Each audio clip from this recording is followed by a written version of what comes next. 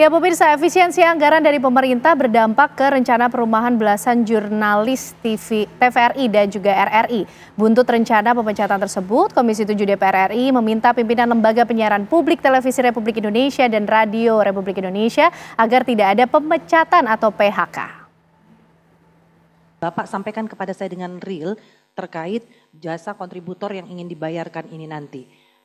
Saya ingin tahu berapa kontributor se-Indonesia yang digunakan TVRI. Itu satu. Yang kedua, berapa perkiraan anggaran untuk bisa membayar gaji kontributor itu. Setahun, itu benar. Karena saya sudah mendapat langsung dari para kontributor, saya duduk di sini Pak, bukan hanya sebagai wakil rakyat, bukan hanya sebagai mitra kerja Bapak Ibu sekalian, tetapi saya juga jurnalis. Saya mantan penyiar TVRI yang saya tahu sekali bagaimana penderitaan mereka. Kecil gajinya Pak. Sangat kecil, di bawah UMR dari dulu sampai sekarang. Dan kontributor sekarang setelah kena efisiensi, kalau dulu ngirimin satu berita itu dapatnya 100.000, sekarang 50.000 Pak. Dapat apa bawa uang dulu 3 juta, sekarang bawa uang 1 juta. Mungkin bagi kita di ruangan ini 1 juta gak berarti, tapi bagi mereka berarti untuk ngasih anaknya makan di rumah. Untuk pendidikan anaknya.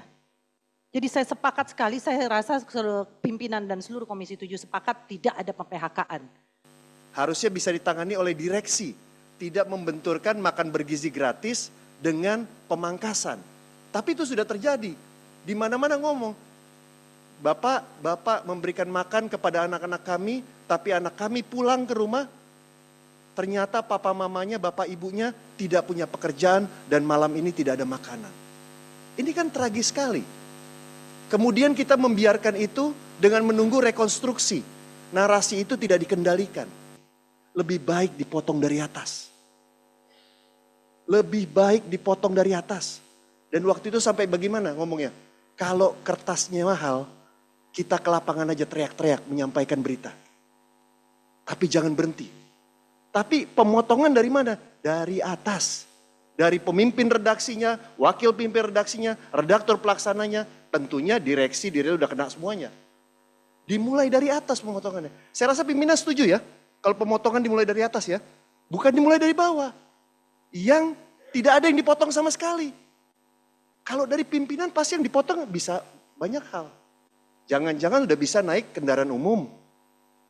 Atau bisa menggunakan hal yang lain. Tapi kalau dipotongnya dari bawah, sudah berkekurangan. Anak-anak mereka juga hanya makannya butuhnya juga MBG tapi dipotong juga.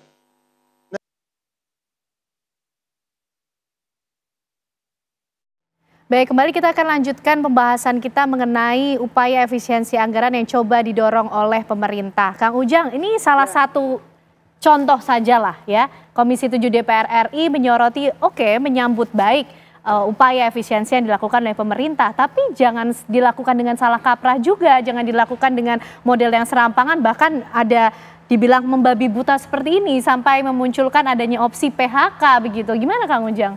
Pak Presiden terukur ya dengan Impres nomor 1 2025 tadi bahwa di sektor mana yang terkena efisiensi itu sangat jelas. Kalau kita lihat ada 4 kriteria yang saya bawa catatan ini yang tidak terkena efisiensi, ini perlu saya jelaskan. Pertama, belanja pegawai itu tidak kena. Yang kedua, layanan dasar pegawai. Dan yang ketiga, pelayanan publik, ini saya tekankan ya, pelayanan publik. Yang keempat, bantuan sosial, ini tidak terkena efisiensi. Memang dalam pelaksanaannya di lapangan banyak kementerian lembaga yang salah tafsir, memaknai itu. Sehingga ya pilihannya ada sedikit ya persoalan yang muncul. Oleh karena itu perlu kami luruskan bahwa sejatinya apa yang menjadi keinginan Bapak Presiden adalah sejatinya ingin mengurangi lemak-lemak yang ada di belanja APBN. Ini kan yang kotor-kotor ini kita hilangkan, perlu kita efisiensikan. Tadi Bang Pitra mengatakan ada dana ATK yang jumlahnya ya kurang lebih 40 triliun lebih. Ini kan menjadi persoalan. Nah kalau kita bisa drive untuk kegiatan ekonomi rakyat, misalkan untuk membeli gabah petani, yang itu kebutuhan jutaan petani kita tolong, kita bantu, itu kan membuka juga pertumbuhan sektor ekonomi. Lalu untuk hal-hal yang produktif, renovasi sekolah, gitu, subsidi pupuk juga untuk masyarakat. Jadi ini bagian daripada untuk menghilangkan lemak, menyisir kotoran-kotoran yang ada di sektor APBN untuk memastikan bahwa APBN nanti sehat. Ini menjadi penting. Oleh karena itu apa yang terjadi di lapangan, misalkan terjadi ada sedikit curhat-curhat gitu ya, itu menjadi sesuatu yang tentu menjadi hal yang wajar saja. Tapi memang harus dipahami bahwa kebijakan presiden itu adalah kebijakan efisiensi yang untuk kepentingan publik, untuk kepentingan rakyat Indonesia. Dan Bapak Presiden selalu mengatakan tidak akan menyulitkan rakyat, keinginannya untuk mensejahterakan rakyat. Ini menjadi catatan bahwa semua kebijakan yang diambil, termasuk terkait dengan rekonstruksi anggaran itu, itulah bagian daripada kebutuhan untuk memastikan anggaran ke depan itu betul-betul sehat. Tantangannya luar biasa, Mbak Ken. Ya, kalau kita tidak sehatkan dari sekarang, ini kita akan merugi ke depan. Nah, Pak Presiden sudah memahami betul, mungkin hanya Bapak Prabowo yang detail mengecek anggaran dengan komprehensif ya. Bang Pita mengatakan tadi bahwa sampai satuan 9 gitu. Artinya bahwa Pak Prabowo tahu persis apa yang menjadi tantangan dalam konteks konstruksi APBN yang ada saat ini. Maka solusinya ya tadi rekonstruksi APBN itu dengan efisiensi. Kang Ujang, ini tadi kan ada 4 poin ya, termasuk belanja pegawai. Artinya dimaksud di situ dipastikan PHK itu tidak menjadi opsi dong berarti? Ya, tidak ada. Makanya tadi jangan salah tafsir dengan impres presiden tersebut. Jadi oleh karena itu makanya RRI TPRI kan mengklarifikasi kan, melarat kembali, tidak akan ada PHK dan lain sebagainya. Sejatinya kalau saya baca ya, kalau kami baca di lapangan, yang terjadi adalah sebenarnya kan habisnya kontrak. Kontrak lalu tidak diperpanjang. Kan itu. Mestinya kalau PHK itu kan kerja sedang terlaksana, sedang terjadi, lalu di tengah jalan kan baru itu namanya PHK. Jadi kalau kontrak habis tidak diperpanjang, tapi kalau PHK tidak. Ya, sejatinya oleh karena itu ini perlu dipahami oleh kementerian lembaga. Apa yang menjadi kebijakan presiden adalah betul-betul untuk kepentingan publik, untuk kepentingan rakyat Indonesia. Menarik nih Kang Ujang soal belanja pegawai. Karena juga yang menjadi sorotan Banggar DPR RI adalah pengangkatan staf khusus dari kementerian yang masih dilakukan. Bang Rahmat Saleh, itu yang disampaikan oleh Banggar DPR, betul ya? Iya Mbak Gena. Jadi yang pertama tentu kita memahami bahwa munculnya impres pertama di awal tahun 2025 ini adalah untuk semangat efisiensi. Oleh karena itu ada beberapa hal yang prinsip yang kita dorong di Banggar agar efisiensi ini berjalan dengan efektif. Yang pertama adalah efisiensi ini memfokus kepada sasaran-sasaran yang itu sifatnya konsumtif tidak produktif. Seperti misalnya perjalanan dinas, ATK, pemborosan ATK dan segala macamnya itu fokusnya. Kemudian kedua, secara substansi efisiensi ini tidak menimbulkan masalah baru. Jangan sampai kita dengan semangat efisiensi tapi masalah yang baru muncul seperti misalnya PHK di internal pegawai kita, honorer dan segala macam, itu tentu muncul masalah baru. Kemudian yang ketiga, semangat efisiensi ini harus bersama-sama mulai dari pusat, kepala daerah gitu ya.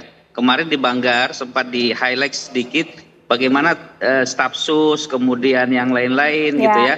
Kalau misalnya di daerah juga kita berharap para kepala daerah yang akan dilantik itu kan sudah lengkap sarana prasarana pendukung penunjang gubernur kepala daerah lain. Misalnya ada asisten 1, 2, 3 yang sudah digaji negara, tentu ini diefektifkan. Jangan sampai kita memunculkan orang-orang sumber daya baru, staf khusus yang baru yang overlap kerjanya dengan ASN yang ada sehingga efisiensi itu tidak berjalan dengan baik. Gitu. Semangat itu yang kita dorong Mbak Kena.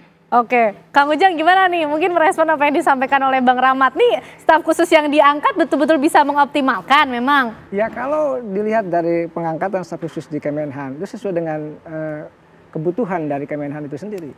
Bagaimana misalkan Pak Deddy Corbuzier ya, itu kan big influencer.